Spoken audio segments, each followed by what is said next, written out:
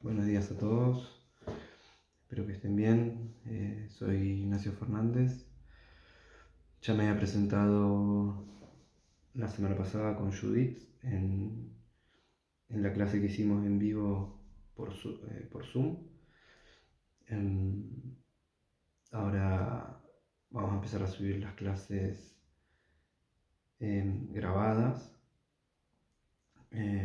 Así que bueno, para los que quizás no se pudieron conectar, creo que igualmente la clase quedó grabada y iba a ser subida al canal de YouTube. Eh, pero igualmente me quería presentar. Yo soy Ignacio Fernández, soy psicólogo y bueno, estoy con Judith en la cátedra hace 3 años más o menos. Eh, y bueno, la primera clase a mí siempre me gusta empezar hablando un poco de por qué están estudiando enfermería, y por lo general se genera un lindo intercambio de ideas, y, y siempre me gusta hablar un poco del concepto de empatía, ¿sí? Porque ustedes van a trabajar con, con otras personas, eh, que muchas veces pueden ser que estén también sufriendo. Entonces está bueno tener eh, la capacidad de ponerse en el lugar del otro para poder comprender qué es lo que le pasa a, a esta persona y de esa manera poder ayudarlo. A veces es muy importante poder comprender qué es lo que le pasa al otro, por más que esté pasando por situaciones que nosotros nunca hayamos atravesado. eh, es muy importante poder ponerse en el lugar del otro. Em, Esto es algo que- que se puede ir entrenando. No todos nacemos eh, con la capacidad de ponernos en el lugar del otro, pero es algo que se puede ir desarrollando. eh, Simplemente con intentarlo, ¿sí? Esto a veces es difícil de comprender, el concepto de ponerse en el lugar del otro, ¿no? Es tratar de justamente eh, involucrarse y pensar, bueno, ¿cómo estaría yo si estuviese atravesando tal o cual situación? Yo en el aula les voy a subir un pequeño video que dura 3-4 minutos, que es sobre la empatía, ¿sí? Para que ustedes puedan por ahí entender el concepto de lo que es empatía desde, desde por ahí otro lugar, de por ahí desde un ejemplo bien gráfico.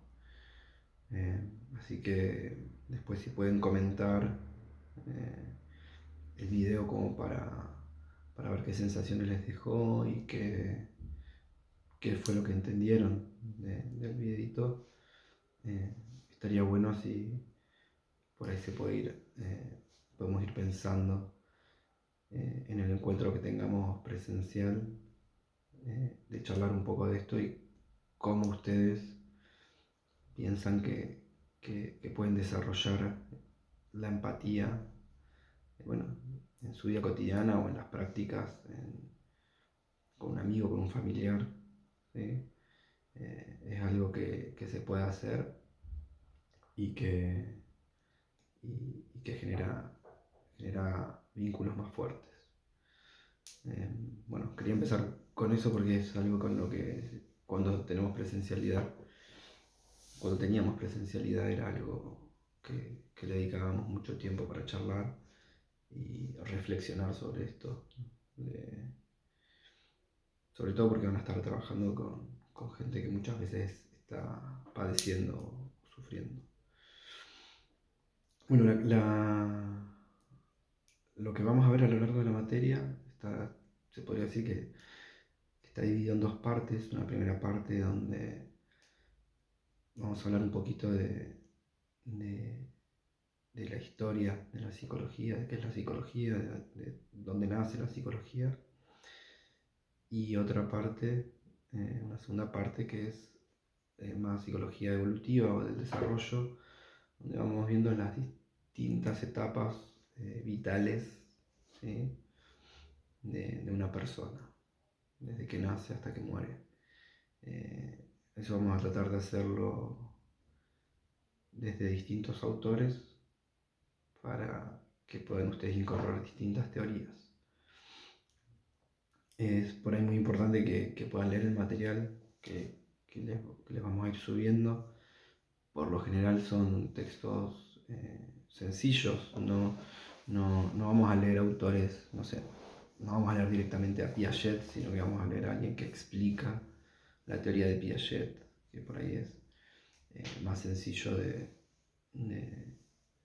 comprender y no lleva tanto tiempo de lectura, y quizás algún texto bien en crudo del autor, de alguno de los autores, estén disponibles para que ustedes lo lean y quieran leerlo, que tenga acceso.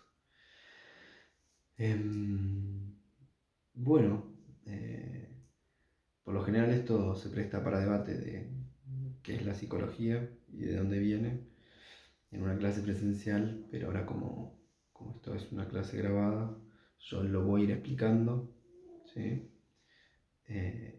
Si alguien va teniendo alguna duda, la puede ir anotando y después la puede escribir en,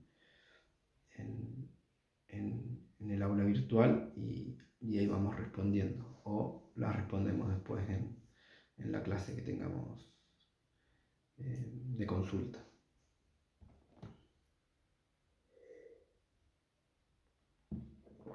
Bueno, la psicología en un principio se desprende de la filosofía. En un principio era una de las ramas de la filosofía, que era el estudio o sea, viene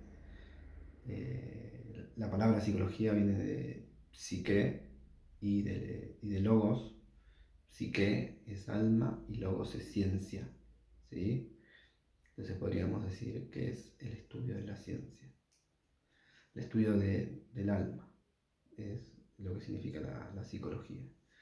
Y el concepto que nosotros utilizamos en esta cátedra de psicología, porque hay muchos conceptos de qué es lo que es la psicología, es que es una ciencia que estudia los procesos mentales, las sensaciones, las percepciones y el comportamiento del ser humano en relación con el medio ambiente físico y social que lo rodea.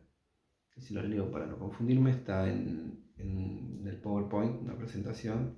Ustedes también la van a tener para poder leer y ir siguiendo la lectura, ¿sí? Del material que tengan con una presentación de PowerPoint. Así que, entonces, hasta acá lo que dijimos es que la psicología se desprende de la filosofía, y ahora vamos a ver en qué momento pasa a ser una ciencia independiente la psicología y deja de ser parte de la filosofía. Entonces nos podemos preguntar por qué la psicología es una ciencia y cuál es su objeto de estudio. El creador de la psicología científica fue un científico, se llamaba Wilhelm Wundt, que nació en 1832 y murió en 1920, y es el creador de la psicología científica. Wundt fue el que creó el primer laboratorio de psicología experimental en el año 1878.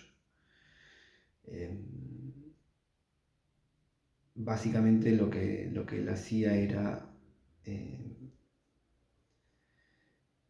hacer distintos experimentos científicos con las distintas percepciones, ¿no? de una persona, con la vista, con el tacto, con la audición, y él toma como antecedente, o sea, lo que se basa es en la ley del umbral, ¿no? La ley del umbral es básicamente en qué momento podemos empezar a percibir, por ejemplo, un sonido, ¿sí? ¿Cuántos decibeles debería tener para que yo lo pueda percibir? Yo no percibo todos los sonidos que hay, ¿sí? Lo mismo con con la sensibilidad. Por ejemplo, si a mí algo me está tocando, tiene que hacer cierta presión para que yo lo sienta. O si algo me está pinchando. Esa es la ley del umbral. Hay un umbral donde no percibo y hay un umbral donde empiezo a percibir. ¿Sí? Pasa lo mismo con la vista, con el olfato. eh, no sé, cuán cerca tengo que estar de un pedazo de carne podrida para empezar a percibir el olor. Bueno, todos estos fueron estudios que empezó a hacer Wundt en su laboratorio de psicología experimental y que hasta ese momento no se hacían, no existían. ¿Sí? Esto ocurrió en Alemania, en Leipzig, la ciudad de Leipzig, en el año 1878. Y es el momento donde se concibe a la psicología como independiente de la filosofía. Ese es el punto exacto donde hay un quiebre, hay una separación, y es donde se empieza a considerar a la psicología una ciencia. ¿Sí?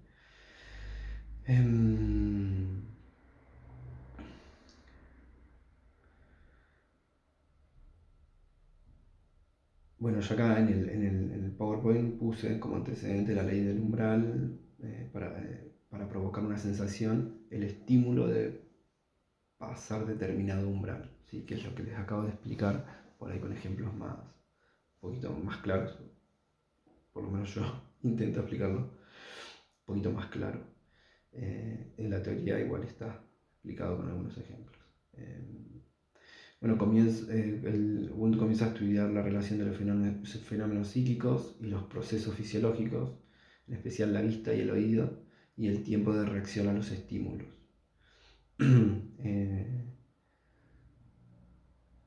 Perfecto.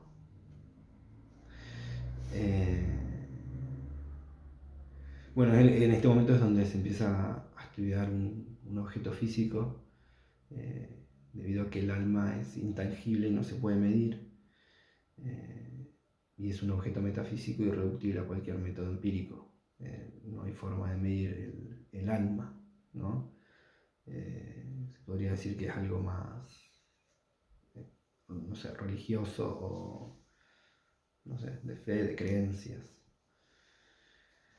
El alma, ¿no? Queda más del lado de las ciencias eh, filosóficas, ¿no? El debate de la existencia o no del alma y bueno, de las religiones, porque las religiones se meten mucho con el alma y con su existencia o no, y las distintas religiones por ahí lo llaman de distintas maneras. Bueno, hay distintos métodos en la psicología.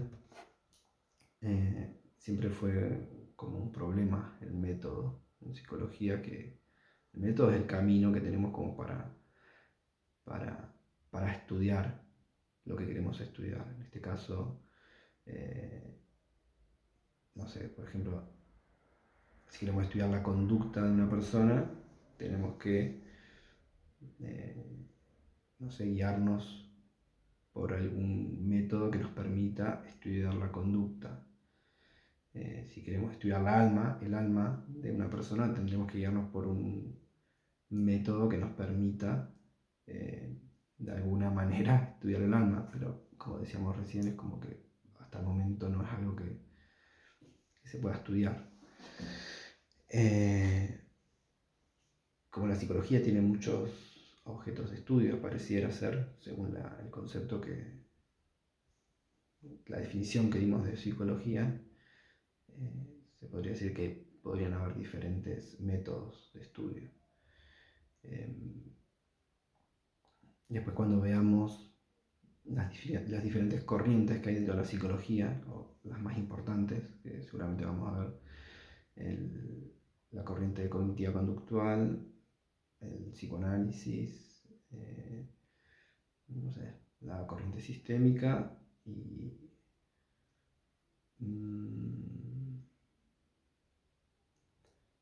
y el conductismo, la cognitiva, el conductismo, la psicología sistémica, el psicoanálisis y no sé si vamos a entrar en alguna otra corriente.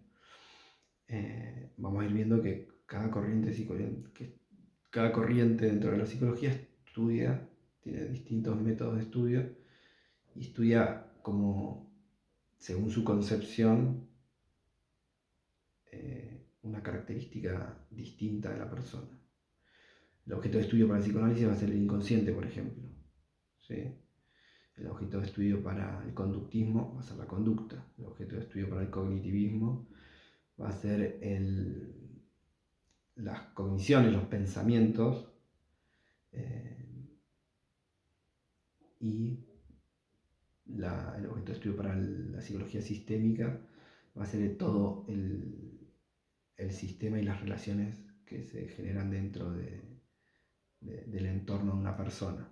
¿Sí? Entonces podemos ver que son muy distintos los objetos de estudio. Entonces los métodos van a ser distintos. Bueno, el método es el camino que se sigue, el modo en que se adapta en la búsqueda del conocimiento. Designa un conjunto de procedimientos y de técnicas de investigación en los que se vale una disciplina para arribar al conocimiento científico. La psicología no ha desarrollado una sola vía de acceso a su objeto de estudio, que es lo que charlábamos recién, sino que conforme a las diversidades de objetos que estudia, ha desplegado una multitud de procedimientos.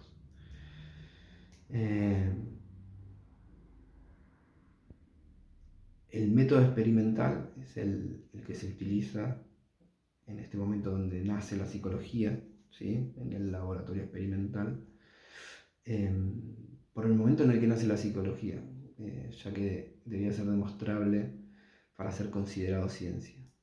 ¿Sí? En ese momento lo que necesitaba la psicología era que se la considere como una ciencia, y para esto era necesario hacerlo con el método científico. Ya que el método experimental es el recurso científico por excelencia para cualquier tipo de constatación de condiciones controladas científicamente. Perdón, me estoy quedando un poco sin voz porque estoy medio resfriado. Bueno, y acá yo en la presentación PowerPoint les dejo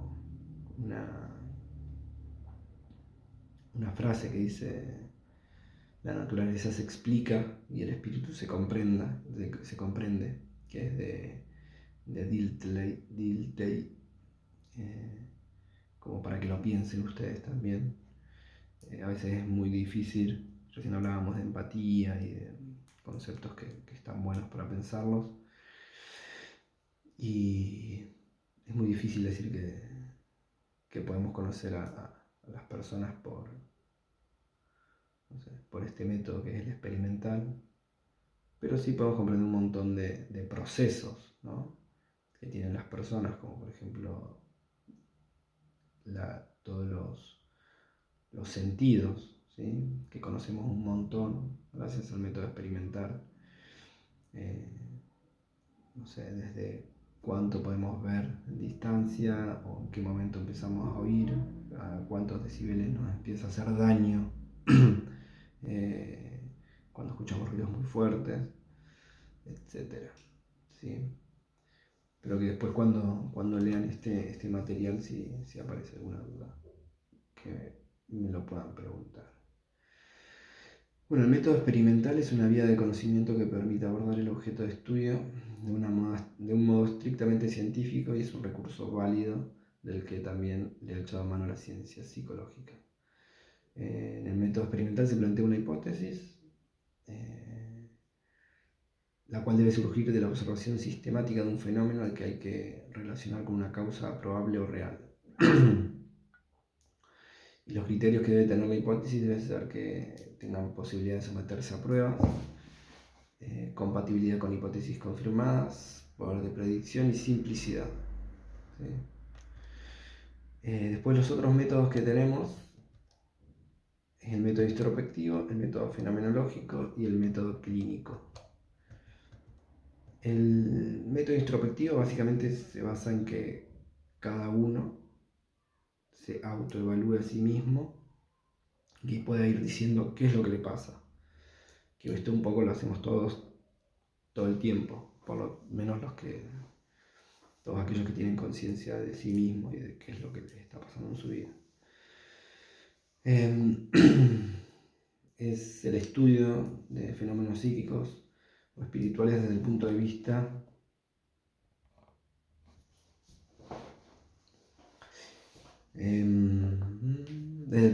que se apoya en el convencimiento de que aquellos hechos son accesibles a la observación que el sujeto puede realizar de sí mismo. Básicamente la persona se estudia a sí misma a través de juicios de sí mismo y la expresión de sus pensamientos o sentimientos.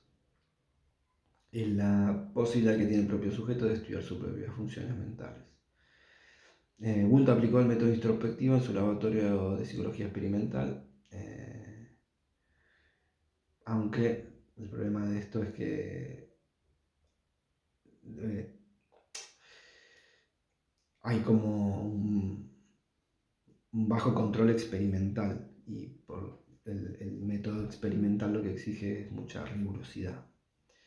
Esto en cuanto en el laboratorio, por ejemplo, Wundt lo que hacía hacía determinado ruido y la persona cuando empezaba a escuchar tenía que levantar la mano, por ejemplo, o tocar un botón.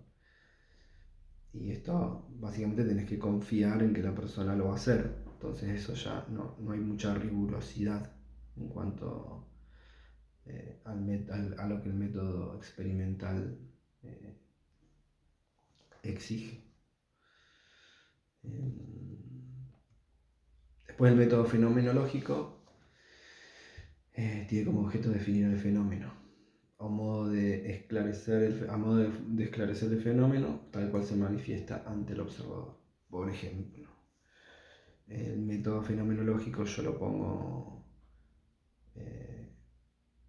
en práctica cada vez que atiendo a una persona en mi consultorio, donde evalúo lo que veo, evalúo el nivel energético de una persona, el tono de voz,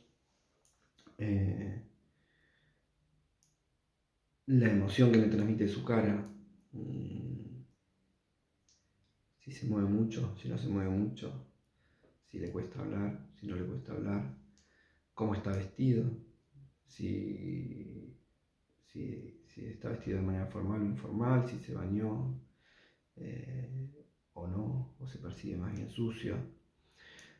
Y esto es muy importante porque dependiendo, no sé, distintas patologías con las que podemos trabajar todos los psicólogos, nos da mucha información. Porque, por ejemplo, si estamos atendiendo a una persona que está atravesando un episodio depresivo, es muy probable que su tono de voz sea bajo, que le cueste sostener la mirada, que no sé, poco pensada su vestimenta, como que no le haya dado mucha importancia, puede ser que no esté bien vestido, que tenga un aspecto desmejorado. O una persona que tiene mucha ansiedad, la podemos ver que mueve mucho las piernas, que mueve las manos. Una persona que tiene fobia social es muy difícil que haga contacto visual, que le sea fácil hablar. Entonces, el método fenomenológico es todo el tiempo lo usamos. ¿Sí? Y esto es algo que también lo pueden usar ustedes cuando estén trabajando a la hora de atender. No sé, por ejemplo, si tienen que poner una inyección, es muy fácil ver a alguien que tiene miedo, por ejemplo, ¿sí? Y tratar de hacer algo con ese miedo para que la persona no sufra, por ejemplo. ¿Sí? Y eso es algo que ustedes ven cuando están con otra persona y hacen una evaluación del fenómeno, lo que está pasando ahí, por más que ustedes no estén interviniendo. Bien. Según la fenomenología, los actos de conciencia, por ejemplo, no pueden ser explicados, solo descritos y comprendidos. La descripción nos acerca a la esencia de las cosas y a la esencia de los actos de conciencia. Es una filosofía en relación a la modalidad experimental de la psicología tradicional que no se conforma con la descripción de los hechos, sino que solo pretende explicarlos. No busca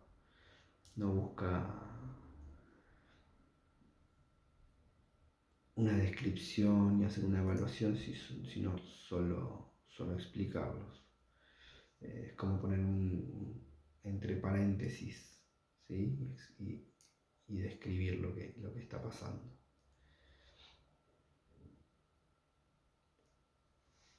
Bien.